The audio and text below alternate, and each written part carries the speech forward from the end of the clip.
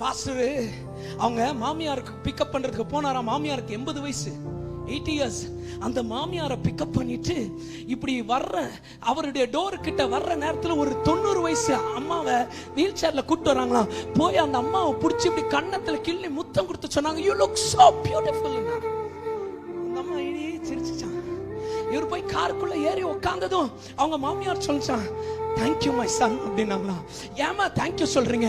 no, today's world don't have time to spend with us. இன்னைக்கு இருக்கிற உலகத்துக்கு எங்க கூட செலவழிக்க நேரம் இல்லைன்னு சொன்னாங்களா. do you sit and talk to your parents? உங்க parents கூட உட்கார்ந்து பேசுறீங்களா?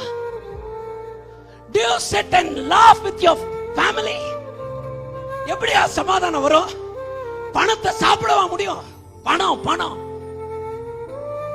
உலகம் முழுசு நீ ஆதாயப்படுத்தினாலும் உன் ஆத்துமாவை நஷ்டப்படுத்தினால் என்ன லாபம்? இன்னைக்கு பிள்ளைங்கள பணம் சம்பாதி, நான் பணம் சம்பாதிக்கிறேன், என் குடும்பம் பணம் சம்பாதிக்கட்டும். சாப்பிடுவியா பணத்தை? நிம்மதி வேண்டாம்.